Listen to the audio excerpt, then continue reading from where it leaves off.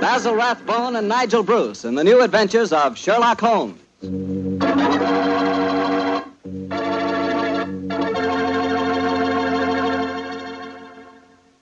Invite you to listen to Dr. Watson as he tells us about another exciting adventure he shared with his old friend, that master detective, Sherlock Holmes.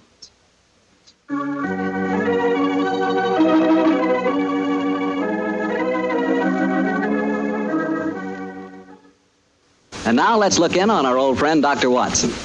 Doctor? I'm out here on the patio, Mr. Bartell. Come out and join me. Quiet, Winnie. Quiet. Down, Monty. Good fellow. I see the welcoming committee's here. This little scoundrels.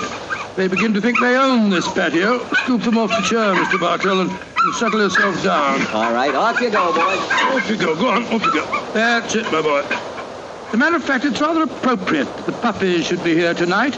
As in the story that I'm going to tell you, a dog played a most prominent part. A dog? What kind of a dog, Doctor? No, my boy, don't get me anticipating my story. For once, I'm going to start at the beginning. Which was? On a summer morning in 1890, not long after my marriage. I'd gone back to my private practice, you know, and Sherlock Holmes was living alone in our old Baker Street rooms. You still saw him, I suppose. Indeed I did, Mr. Bartell. In fact, occasionally I even persuaded him to forego his bohemian habits so far as to visit my wife and me. But to get back to my story, I'd been exceptionally busy that summer, and consequence was feeling rather, shall we say, nervy and run down. So much so that Mary, Mrs. Watson, persuaded me to take a fortnight's holiday. We went down to the charming little village of Taplow on the lower reaches of the River Thames. But, as so often happens, the best laid schemes of mice and men gang aft to glade. I guess the holiday backfired on you, Doctor, and you found yourself involved in a mystery? Maybe a mystery calling for the aid of your old friend Sherlock Holmes? Quite correct, Mr. Bartell. We'd only been down there a couple of days when the trouble began. In fact, the whole thing became so involved that I thought the best thing to do was to put the whole strange story in a letter to Sherlock Holmes. This I did. And I can imagine how he chuckled when he read my... Dear old Watson. Seems to be a little out of his depth. My dear Holmes, I need your help. Or at least your advice. 2 days down here and I've become involved in a most unusual problem. It began this morning when Mary and I were out for an after-breakfast stroll. The sun was shining, the birds were singing, and there seemed every indication of it being a happy and careful... You know, Mary, I've always thought up to now that balmy was rather a silly word. I still do, John, dear. Nevertheless, it's the only possible word that describes a day like this adequately. Very well, dear, it's balmy. Personally, I'm so happy to see you relaxing that I don't care what the weather's like. You've been working much too hard. Yes, it's been a busy year. Yes, and last year Sherlock Holmes monopolized most of your time. At least I've got you to myself for once. You dear little thing, you've always been rather jealous of my association with Holmes, haven't you? Not jealous, dear, but I must confess his influence on you wasn't entirely for the good. He had a habit of keeping you out all night. Well, you should be used to that, dear. After all, it happens often enough in my practice. True, John, but on those occasions I know where you are and don't worry about you. And again, you've copied so many of Mr. Holmes' eccentricities. Keeping your tobacco in a Persian slipper, for instance. And, oh, John, look down. Look, do you see that woman walking across the field towards us? Yes, what's the matter? Do you know her? I'm not sure, but I think it's Ellen Warburton. I believe she does live somewhere near here. And who is Ellen Warburton? An old friend of mine. She's frightfully clever and advanced. She's interested in women's suffrage and all sorts of things. Oh, sounds dreadful. Imagine giving women the right to vote. Their place is in the home. It is Ellen. Ellen Warburton. Oh, how are you? Mary Watson. How very nice to see you again. I'm Mary Watson now. This is my husband. How do you do, Miss Warburton? How do you? How do you do? Mary, I'd heard that you'd married. Aren't you a medical detective or something, Mr. Watson? Not quite, dear. I hold the degree of Doctor of Medicine from the University of London, madam. But he's helped the great Sherlock Holmes on many of his cases. That's how I've heard of him, then. Do you mind if I walk with you a little way? Of course not, Ellen. Come along. Do you live near here, Miss Warburton? About 4 miles away, Doctor, at Chevy Grange. I'm a glorified housekeeper for my uncle, Colonel Warburton. Oh, dear, that sounds rather dull for you. As a matter of fact, the state of my uncle's health at the present moment makes it anything but dull for me. That's why I asked if I might walk with you for a way. Well, what's the matter with him, Ellen? He's going mad. Before my eyes. And I can do nothing to help him. Mad? Oh, come now, Miss Warburton, surely you... Doctor, I'm not an hysterical girl. In fact, I regard myself as something of a scientist. I studied physics for a number of years at Bristol University. And I tell you that my uncle is going insane. What are the symptoms? Most of the time, he's perfectly normal. But when these attacks are on him, he gets in the most frightful rages and says the strangest things. He's even complained of hearing a shrill, piping whistle that comes out of nowhere. I can't hear it, nor can anyone else. But Uncle gets into the most dreadful state. I wonder, would you have a look at him for me, Dr. Watson? Well, I don't hardly Of course, feel... John will do everything he can. Thank you so much. Then supposing you both come over... So, my dear Holmes, at 7 o'clock this evening, we found ourselves approaching Chevy Grange. It was rather a forbidding-looking place, covering a little more than an acre, I should say. As we stood waiting for admittance, I must confess that I was not entirely... Gloomy-looking place, isn't it, Mary? It is a little forbidding, John, dear. Oh, dear. What's that?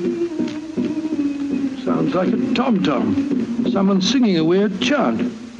Seems to be coming from the direction of that barn over there. It doesn't seem quite appropriate, dear, does it? I mean, not in the heart of Buckinghamshire.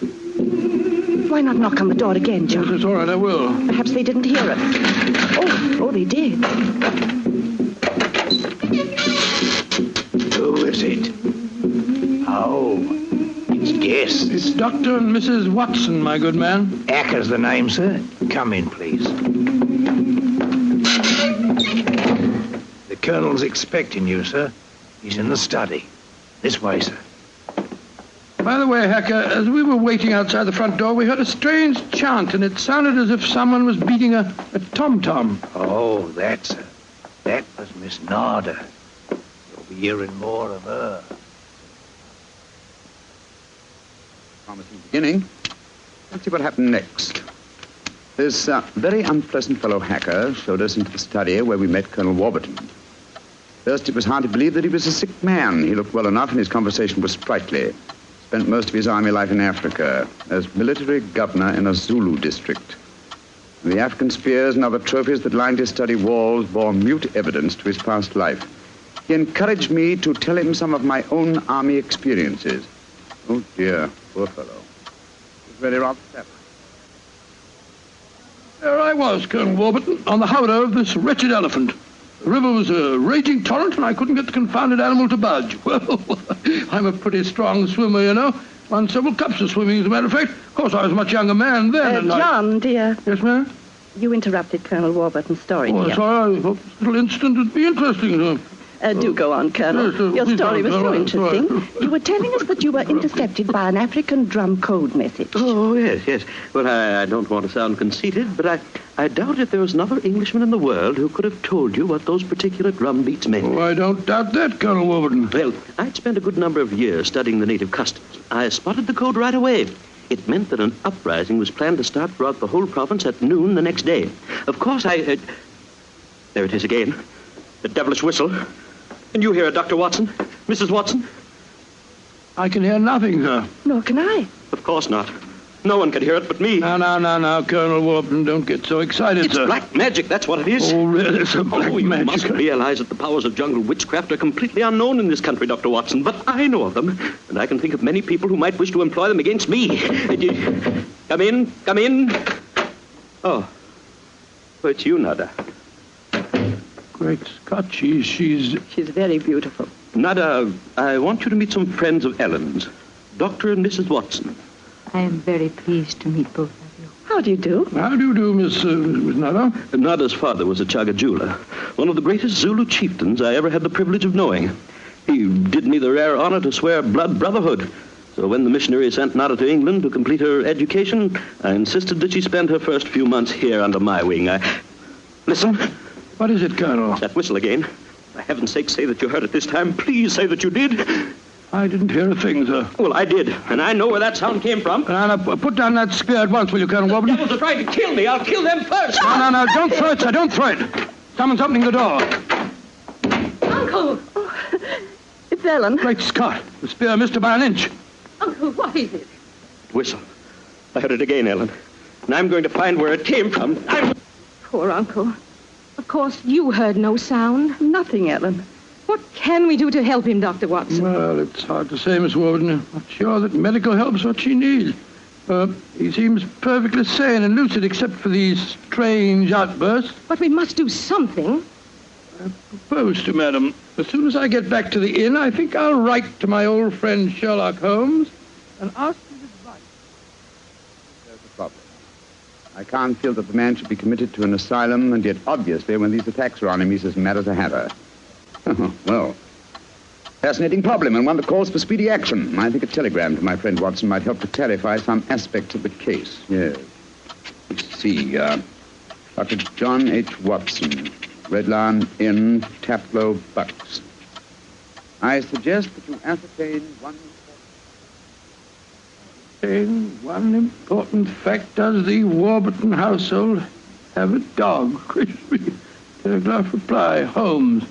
Upon my soul, Mary, that's a cryptic answer to my letter. Yes, dear, it is. I'm afraid Ellen will be disappointed. He's coming over to join us for lunch to see if you have any news. What on earth can dogs have to do with the case? I can't possibly... Here's Helen now. Good morning, Ellen. Hello, Mary. Good morning, Doctor. Good morning, good morning.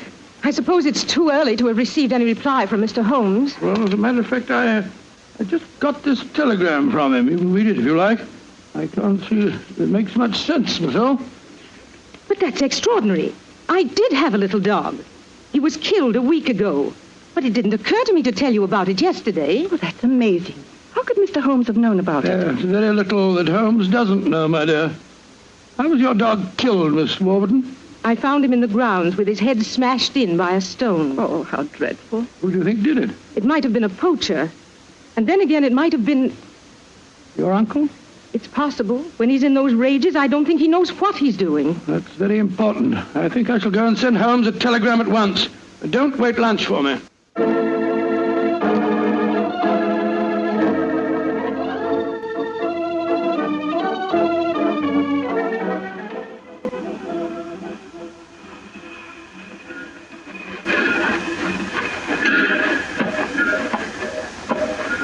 Why did we have to walk over to the station, John, dear? To see if there was an answer at the station telegraph office to the wire that I sent Holmes. Oh, but it's only 4:30, dear. It's hardly possible for him to have answered as quickly as that.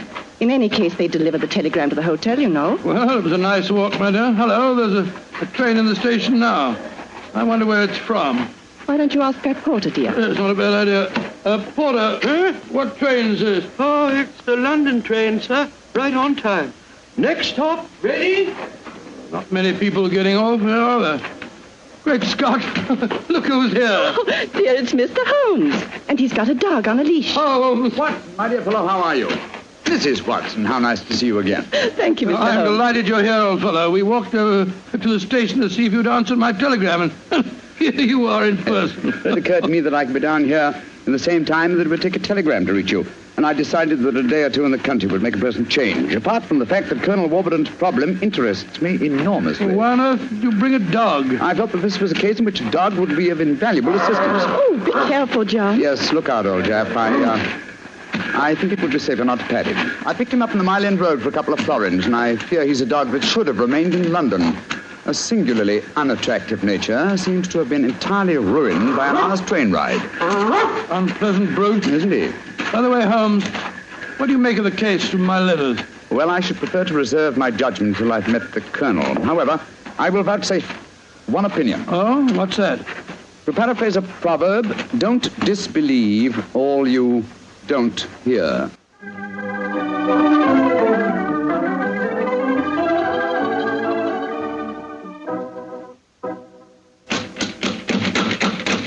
I can't think why someone doesn't answer. They can't all be out.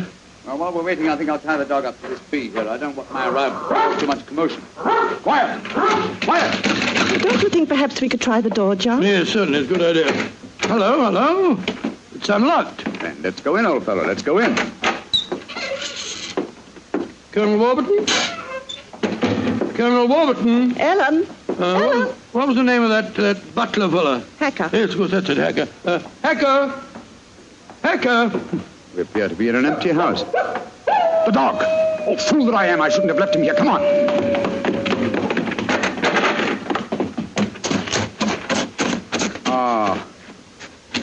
we're too late. Oh, the poor dog. He's been killed. Yes, poor brute. Stabbed to death by one of the Colonel's spears. That proves it, Holmes. The man is mad. I think not, Watson. I think it proves that Colonel Warburton is a great deal more sane than some of the members of his household.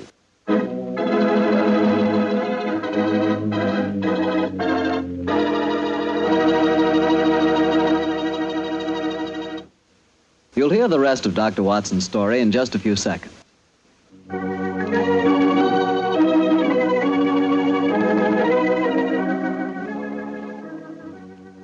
And now back to tonight's new Sherlock Holmes adventure, the story of Colonel Warburton's madness. Holmes, why are we heading for this barn? Seems to me we should be back in the house. Why, old chap? Found the house empty. Besides, I thought I heard. Shh. What is it? Listen. It's the same sound that Mary and I heard yesterday. Oh, once more, it's coming from the barn. Come on, Watson, but quietly.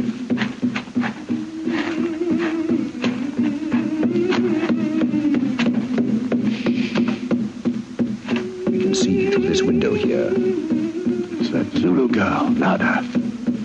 She's beating a drum and chanting. Who's the man with her? It's Colonel Warburton. No, it isn't. It's that servant fellow, Hacker.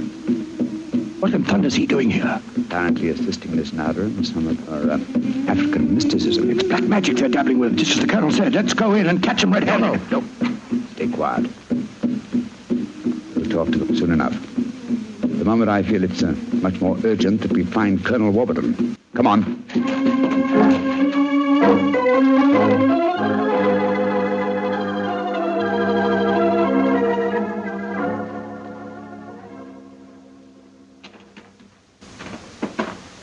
There's the Colonel, pacing up and down in front of the house with Mary and his niece, Miss Warburton.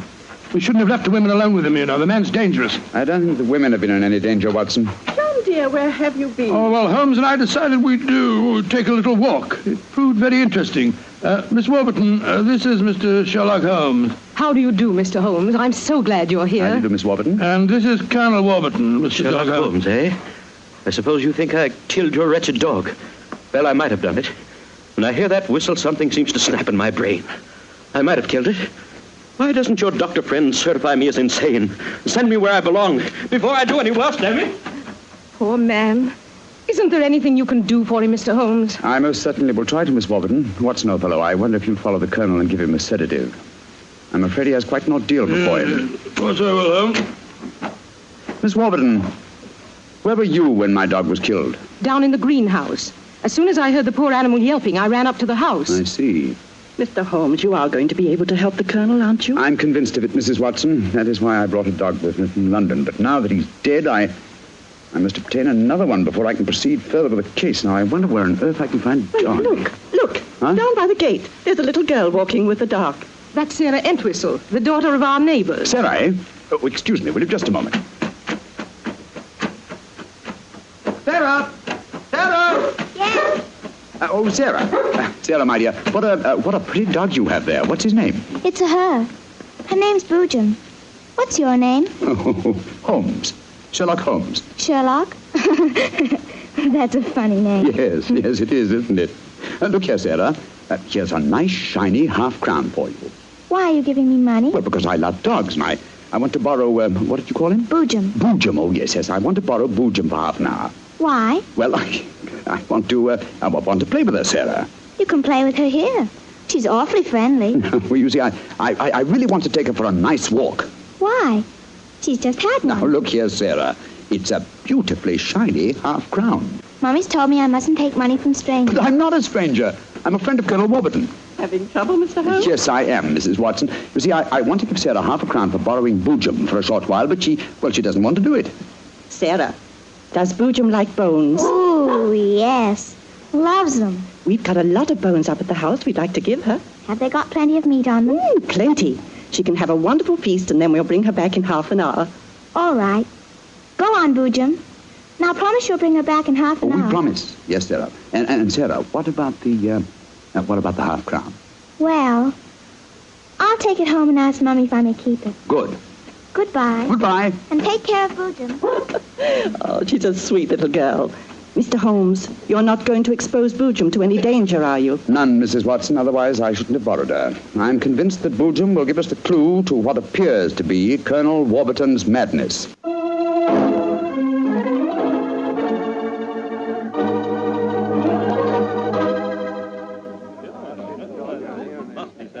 Now, let me see. We're all here. Miss Warburton, the Colonel, Miss Nada, Hacker, and the dog Boojum. Yes. Now, ladies and gentlemen, I propose to conduct an experiment. Before I conduct it, I should like to point out the chronology of the events in this case. First, Miss Nada arrived here. Mr. Holmes, you're not suggesting Please let me finish, Miss Nada. First, Miss Nada arrived here. Second, the Colonel first heard the mysterious whistle. Third, your dog was killed, Miss Warburton. Fourth, the whistling set in dead earnest.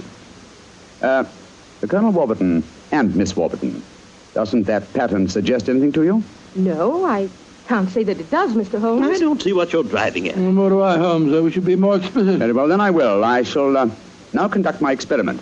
I want you all to watch Colonel Warburton and the dog Boojum. Excuse me while I turn my back. Now. There it is again. That whistle. The dog heard it, too. Great Scott, Holmes. What does it mean? It means that this wooden whistle in my hand is the answer to the mystery. The sound made by this cunningly designed instrument is above the normal range of pitch. You see, the Colonel has hypersensitive ears. But the dog heard it. Perhaps I should have said the normal human range of pitch. Then do you suppose someone has deliberately been trying to drive the Colonel mad? Of course, Mary, that's why the dogs were murdered. Whoever it was knew that a dog would give the game away. And it's not hard to guess who that someone is. Nada, this started when you came here. Is this your gratitude for the Colonel's kindness to you? Endangering his sanity with your evil black magic? That is not true. One moment, please, Miss Warburton. Miss Nada. Yes, Mr. Holmes. Dr. Watson and I watched you in the barn some 3/4 of an hour ago with Hacker. Were you engaged in practicing any form of black magic? No. I was praying to my old gods to save the Colonel's sanity. What were you doing there, Hacker? Don't tell me you were praying to old gods, too. Well, I used to be a chapel-going man, sir, but I don't know. No harm in trying something new, I always say. In any case, why should Miss Nada wish to persecute the Colonel? It might be for some tribal revenge. Oh, but that's ridiculous, Ellen. Her father and I were sworn blood brothers. Exactly, sir. No, it should be obvious. Who had a motive for making the Colonel appear mad? His niece and heiress. What do you mean? She has studied physics, you will remember, and so could know about supersonic research. Possibly she was afraid the Colonel might leave his estate to Miss Nada, and so wished him to appear insane and thereby invalidate a new will. What? In any case, I found this whistle in a drawer in your room, Miss Warburton. Ellen, how could you? I did it for your sake, to save you from Nada. She's just an adventuress, only you won't see it. Colonel Warburton, what action do you wish me to take regarding your niece, Miss Warburton? My niece? I have no niece, Mr. Holmes. I'm Nada, my dear.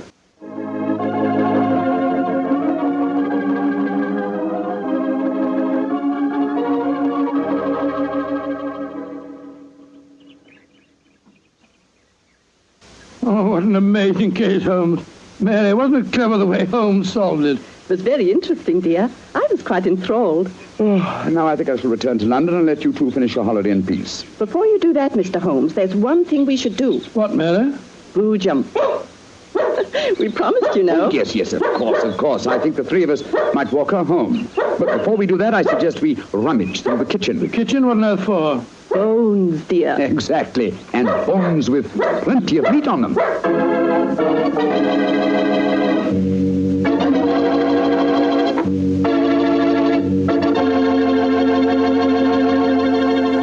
Say, Doctor, that was a swell story.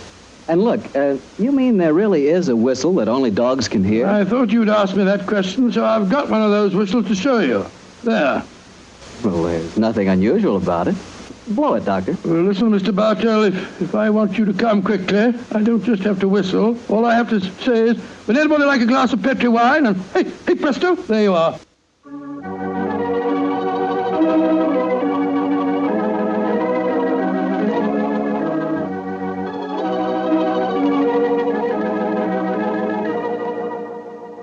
Tonight's Sherlock Holmes adventure is written by Dennis Green and Anthony Boucher and is based on an incident in the Sir Arthur Conan Doyle story, The Engineer's Thumb. Mr. Rathbone appears through the courtesy of Metro-Goldwyn-Mayer and Mr. Bruce through the courtesy of Universal Pictures, where they are now starring in the Sherlock Holmes series.